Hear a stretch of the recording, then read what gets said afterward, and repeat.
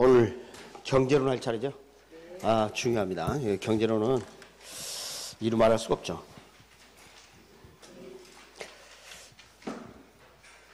또 강의를 듣다 보면 그러실 거예요. 아니, 전에 강의를 들었는데 왜 새롭지? 그런 경우가 있습니다. 또는 지금까지 내가 이해를 다 했다고 생각했는데 오늘 또 강의 들어보니까 그렇지 않다는 거야. 그래서 어느 정도 반복이 필요하다는 걸 느끼실 거예요. 자, 일단은 22페이지 펴보시면 부동산 경제론 수요 공급.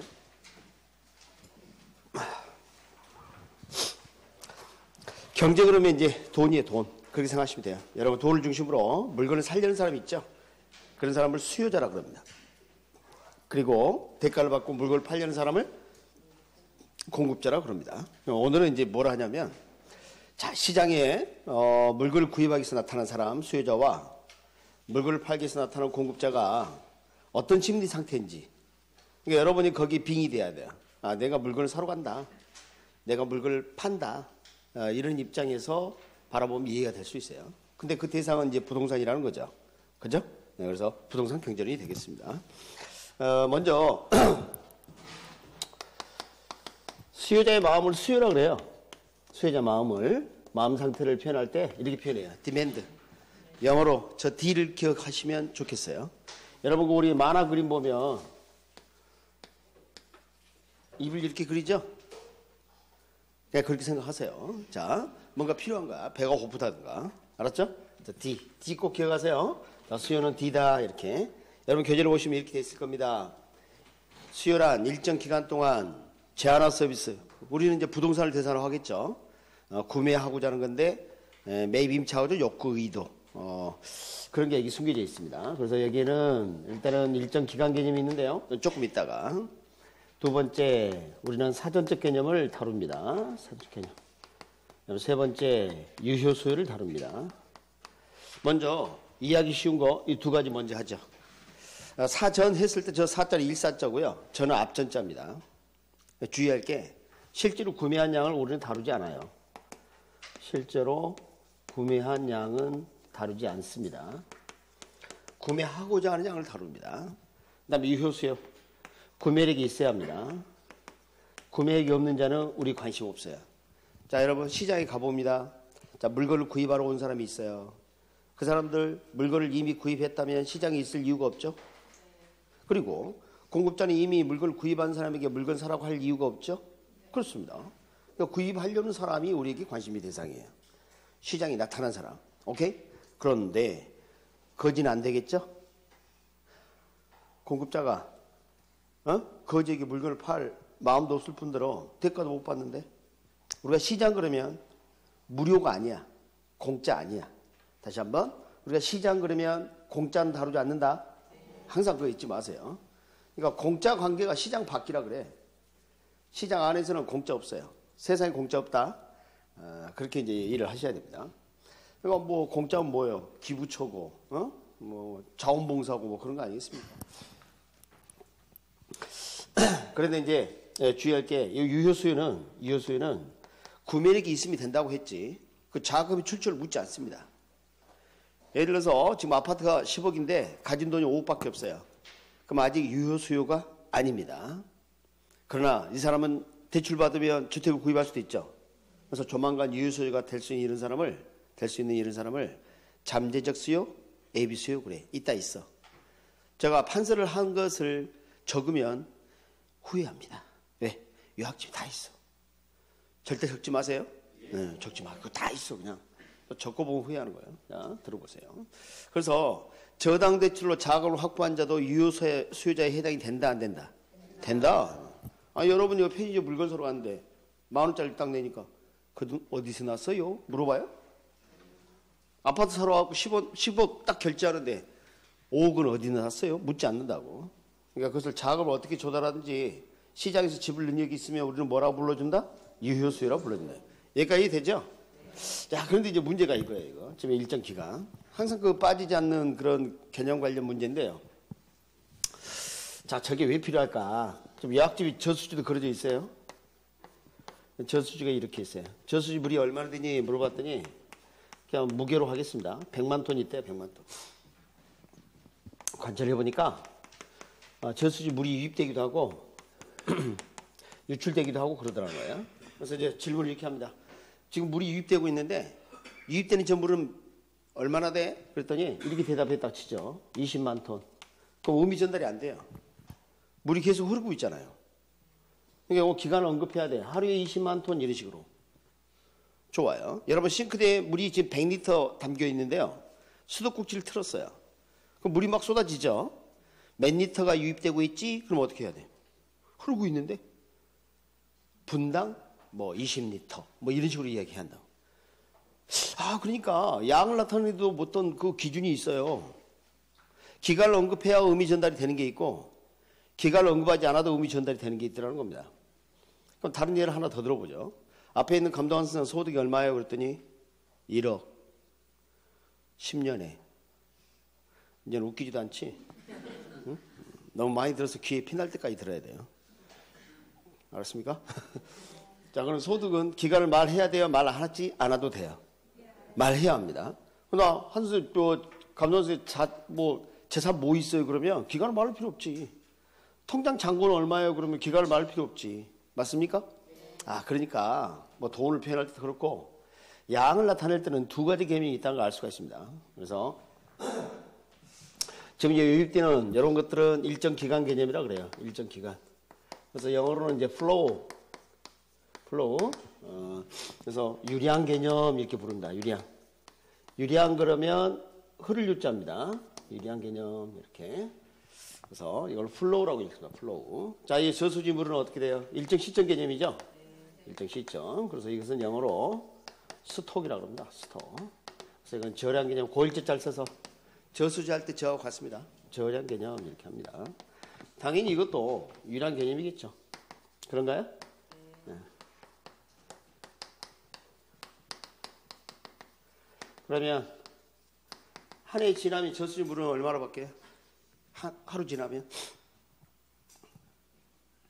좋아요. 또 이렇게 해야지. 통장에 100만 원이 있었는데 오전에 입금을 20만 원 하고 오후에 10만 원 찾았어. 그럼 돈 얼마 남아? 그거 물어보는 거예요. 110만 원. 110만 원. 그러니까 지금 저수지 양이 110만 톤으로 이렇게 바뀌는 거 아니에요? 이렇게 바뀌는 거. 지금 저량이 시간이 지나도 이렇게 바뀌었죠? 원인이 뭐 때문이에요? 유량 때문이에요. 됐습니다. 지구상의 토지, 태초부터 있었던 겁니다. 토지를 제외한 모든 것들은 기간의 경과에 따른 결과물입니다. 유량의 결과물입니다. 지나가다가 아파트가 있어요. 저건 말이죠. 철거와 신축의 결과물입니다. 그러니까 인간이 개입된 모든 것들은 유량의 결과물입니다. 여러분 통장 잔고가 늘어나려면 돈을 입금시켜야죠. 근데 계속 빼기만 하면 잔고가 줄죠. 그 결과물 입금과 출금입니다. 그러니까 유량이 중요해요? 저량이 중요해요? 유량이 중요해요. 유량이. 그래서 우리가 정의를 할 때 되게 유량 개념을 쓴다는 겁니다. 근데 주의할 것은 방금 살펴본 것처럼 유량만 있어요? 저량도 있어요? 저량도 있다는 겁니다. 그걸 좀 조심하셔야 돼요. 자, 23페이지 봅니다. 23페이지 보시면 거기 전체 페이지 가운데쯤 보면 5번 박스 안에 유량과 저량이 있나요? 거기 보도록 하겠습니다. 자, 유량 뭐라 되어 있냐면 일정 기간에 걸쳐 양을 측정하는 개념으로서 그 다음에 뭔가 밑줄이 그어져 있죠? 기간을 언급해야 정확한 의미 전달이 가능하다. 기간을 언급하지 않으면 의미 전달이 안 되는 것들이야. 다 읽어보면. 그리고 말입니다. 개인 소득, 가계 소득 이렇게 된 적이 있고 부동산 관리자 월급여 이렇게 출제한 적이 있고 근로자 임금 이렇게 출제한 적도 있고 30여 년 동안 출제됐던 모든 표현들 다 적어놨어요. 알겠습니까? 아니 비슷한 것도 왜 적어놨지? 아니 시험 출제위원들이 그 중에서 사용할 거 아니에요. 지가. 그래서 한번 읽어보시라고 다 적어놓은 겁니다. 다 읽어보시면 이제 알 수 있는 내용들이죠. 그래서 뭐 다른 것은 큰 문제가 없고 그 동그라미 2번 한번 들어갑니다. 동그라미 2번 뭐라 돼 있어요? 저량. 일정 시점의 양을 측정하는 개념으로서 그 다음 뭐라 돼 있어요? 기간을 언급하지 않고 의미 전달이 가능하다. 자산이 얼마나 돼? 자산 가치는 얼마짜리인데? 뭐 이런 거 물어보는 거죠. 다른 건 문제가 안 되는데 마지막에 그 통화량이 문제예요. 통화량. 자, 이 통화량 정의는 어떻게 되냐면 일정 시점 유통되고 있는 화폐량 이렇게 정의합니다. 근데 우리가 이제 일정 시점 대신에 현재라는 말을 쓰기도 해요. 현재. 일정 시점이죠? 지금 현재 일정 시점이에요, 이것도. 그러니까 일정 시점이라는 표현을 갖다가 현재 이렇게 바꿔서 쓸 수도 있습니다. 그렇기 때문에 조심해야 되는데 여러분이 함정이 빠지는 이유는 뭐 때문이냐? 유통되고 있는 이 표현 때문에 그래요. 자, 유통이라는 표현을 보면 왠지 유략일 것 같아. 맞죠? 네, 그래서 틀리기 쉽습니다. 그래서 만약 이렇게 하면 어떡할 거예요? 자, 현재 유통되고 있는 화폐량의 개념인 통화량은 유량 개념이다. 그럼 틀려요? 자, 이제 듣고 이거 헷갈리겠는데? 그죠? 네, 그래서 제가 이제 시킨 대로 일단 합니다. 통화량 할 때 통자에 동그라미 치시고요. 적습니다. 저금통. 그냥 통화량은 저금통이야, 그냥. 그렇게 생각하시면 돼요. 그런 개념입니다. 지금 여러분이 대한민국 국민 전체로 쳐보겠습니다. 여러분 호주에서 돈을 다 꺼내봤더니 100만 원이 나왔어요. 근데 이분이 10,000원 여기 빌려드렸어요. 그래도 100만 원. 10,000원 갚았어요. 그래도 100만 원. 유통되고 있어도. 그게 뭐라고요? 통화량입니다. 자, 저금통에 100만 원이 들어있는데 막 흔들어 봐요. 그 안에서 돌아다니죠? 통화량입니다. 새로 입금 출금하지 않는 한 일정 시점 개념이다. 오케이? 주의하시기 바랍니다. 그거 아직 안 나왔어요. 회계사 간평사에서는 많이 나왔는데 우리에게는 아직 출제가 안 된 겁니다. 언젠가는 출제됩니다. 왜? 회계사 간평사 문제 하나씩 베껴가고 있거든요. 지금 갈수록. 문제를 계속 지금 베끼고 있어요. 자, 이렇게 해서 지금 유량과 재량을 좀 살펴봤는데 2장을 넘겨서 27페이지 갑니다. 27페이지. 꼭대기 보면 1, 2, 3 그래갖고 3번 또 유량, 재량 나와 있죠? 거기 보시면 이제 우리 주택에 관한 이야기로 좀 정리를 해놨습니다. 먼저 주택 유량, 수요량, 일정 기간에 사람들이 보유하는 주택량. 주택 유량, 공급량, 일정 기간에서 시장에 공급되는 주택량. 3번 주택 저량, 수요량, 일정 시점 현재 사람들이 보유하고 있는 주택량. 주택 저량, 공급량, 일정 시점 현재 시장에 그 다음 뭐예요? 존재. 중요한 표현입니다. 존재.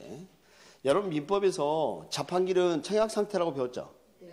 그러니까 여러분이 돈을 투입하고 버튼을 누르는 순간 승낙이 되고 계약이 성사된다고 들었죠?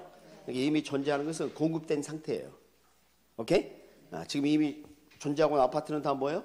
주택 저량입니다. 존재하고 있는 상태. 잊지 마세요. 그것을 주택 저량 공급 또는 주택 저량 공급량 그럽니다. 자, 22페이지로 옵니다. 22페이지로 다시 오시면 이제 좀 이해가 좀 되려고 그래요. 그래서 그 유량 개념 나와 있고요. 그 다이아몬드 뭐라고 되어 있습니까? 자, 일반적으로 수요란 일정 기간을 전제한 유량 개념을 사용한다. 하지만 뭐라고요? 일정 시점을 기준으로 뭣도 존재한다? 저량 개념도 존재한다. 주의를 해주시고. 자, 첫 번째 저수지는 설명해 드렸고요. 그 오른쪽의 내용을 보도록 합니다. 여기 이제 예상 문제입니다. 맨날 출제되고 난 다음에 공부하지 말고 이렇게 예상 문제도 좀 알아둬야죠. 자, 2013년, 2014년 이렇게 했는데, 자, 뭐 연도야 중요하지 않고 이렇게 한 해가 이렇게 지났다는 거죠. 12월 31일, 12월 30일. 23페이지, 아니 22페이지 하고 있습니다. 자, 22페이지. 자, 봅니다. 지금 뭐라 되어 있냐면 거기 주택 저량 공급 몇만 원으로 되어 있어요? 100만 원. 지금 현재 존재하는 게 100만 원인 겁니다. 저량 공급량이 100만 원. 저량 수요량은 어떻게 돼요? 80만 원. 80만 원. 지금 이런 상태라는 거예요. 그런데 한 해 지나자 주택량이 달라졌어요. 얼마로 달라졌어요? 120만 원. 여기는요? 110만 원. 이렇게 달라졌어요. 자, 이걸 뭘 의미하는지 알아야 합니다. 여러분, 한 해 이렇게 지나자 주택량이 달라졌죠? 그 사이에 무슨 일이 있었을까요? 신축이 있었겠죠. 신규 주택 공급. 그게 유량 공급이에요. 그래서 유량 공급은 얼마예요? 20만 원 플러스 20만 원. 네? 줄면 마이너스 20만 원 뭐 이렇게 하겠죠. 자, 늘어났어요. 20만 원. 자, 수요 봐봐요. 수요도 늘었죠. 아마 인구 유입이 좀 증가했나 봐요. 그럴 수도 있겠죠. 그러면 유량 수요. 유량 수요. 자, 그래서 몇만 원? 30만 원. 어유, 인구 유입이 많이 늘었네. 자, 여기에서 그치면 좋을 텐데 시험 문제에 2013년 12월 31일 현재 공가는 얼마냐 이렇게 물어볼 수도 있다니까. 알았습니까? 예. 자, 존재하는 건 100만 원인데 필요한 건 80만 원이죠. 몇만 하고 공과예요? 20만 원. 공과는 20만 원 되는 겁니다. 이런 게 시험이 나온다고 이제는. 자, 한 해가 지났습니다. 지금 존재하는 게 120만 원이죠. 보유하고는 110만 원이죠. 여전히 공과가 이제 어떻게 돼요? 10만 원. 요약집이 다 있어요. 적지 마. 이걸 왜 적어? 다 있는데. 그래서 이런 자료를 줘주고 오지선다로 문제를 만들어서 내는 게 앞으로 예상 문제입니다. 알겠습니까? 네, 다 이렇게 준비를 해야 돼. 그래서 그 다음에 동형 모의사 하면 이거 연습도 시킵니다. 네. 자, 그리고 이제 밑으로 내려가서 사전적 개념이 나와 있습니다. 실제로 구매한 양이 아니라 구매하려는 것으로 사전적 개념이 이렇게 해놨죠. 조금 이따가 또 더 설명해 드리겠습니다. 그 다음에 유효소유 개념이다. 구매력 있는 유효소유 개념이고 저당 대출 통해서 자금을 조달한 자도 유효소유에 해당한다. 네, 다 적어놨어 다. 여러분 기본서보다 더 자세히. 왜? 기본서도 안 읽으니까. 이거라도 읽으라고. 뭐 기본서도 안 읽어. 문제도 안 풀어봐. 하기야 뭐 저를 보러 여기 오신 것만 해도 감사하고요. 그 정도로 만족하겠습니다. 그 밑에 보니까 이제 실질적 수요, 유효수요, 잠재적 수요, 예비수요. 아까 제가 설명해드렸죠? 그러니까 뭐예요? 지금 주택이 왜 10억인데 가진 돈은 5억밖에 없다. 그렇지만 이 사람은 지금 유효수요자는 아니지만 조만간 대출받으면 유효수요자가 될 수 있잖아요. 이런 수요를 뭐라 한다? 잠재적 수요, 예비수요 그럽니다. 그래서 오른쪽에 다음 페이지 4번 들어갑니다. 2, 3번은 저절로 알게 되고요. 자, 파생수요 이야기 나와 있나요? 네. 그거 좀 보도록 하겠습니다.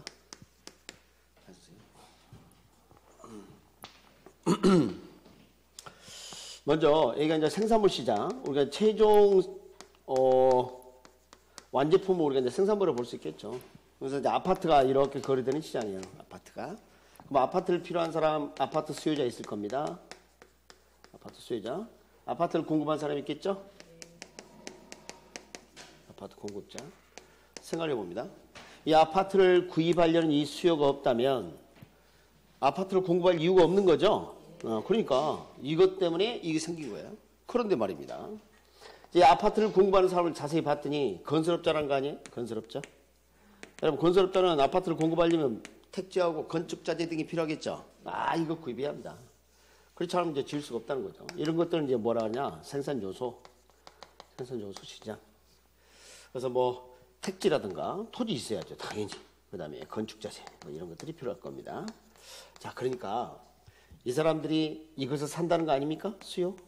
생각해보니까 이 사람은요 아파트 시장에서 공급자인 것이지 생산요소 시장에서는 수요자라는 걸 알 수가 있어요. 맞습니까?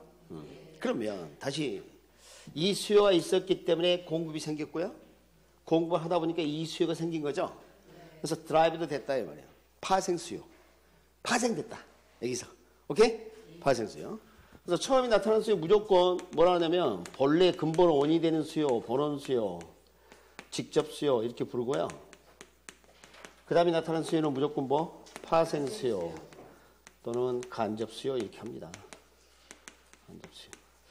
자, 여기서 그치면 좋을 텐데 출제자가 이제 다른 방법을 쓸 수가 있어요. 그래서 잘 들어보세요. 미리 결론을 말씀드리겠습니다. 첫 번째 원인이 되는 수요는 다 본원 수요야. 알았습니까? 첫 번째 나타나는 수요는 다 본원 수요야. 별것도 아니야. 자, 그럼 여기 봐봐요. 지금 여기 존재하는 아파트. 이미 존재하는 것을 아까 뭐라 그랬죠, 우리가? 뭐라 했죠? 절약. 이미 존재. 주택 절약이 이렇게 있어요. 주택 절약. 지금 이미 존재하는 주택을 구입하러 왔죠, 어떤 사람이? 그 이전에 뭐가 필요해서 이 아파트를 구입하러 왔을까요? 아파트를 왜 구입하려고 그래요? 거기서 생활하려고? 그렇지. 주택을 소비하는 거예요. 맞습니까? 주택이 소비한다는 게 뭐예요? 아침에 베란다 뜯어먹고 밤에 안방 뜯어먹고 그거예요? 주택으로부터 어떤 만족을 얻는 게 있을 거 아니에요.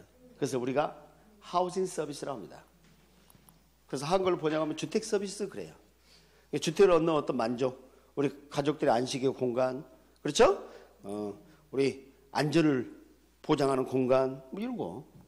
방범, 방지할 수 있는 공간. 그래서 이게 주택 서비스. 그러니까 이제 이렇게 볼 수 있어요. 이 사람이 현재 이 주택을 사러 온 것은 그 이전에 이런 일이 있었다는 겁니다. 이 수요가 있어서 이 수요가 생겼다는 겁니다. 그럼 먼저 나타나면 무조건 무슨 수요? 번원 수요. 나중에 나타나면 파생 수요. 그래서 요 그림 밑에 있어요. 적어놨죠?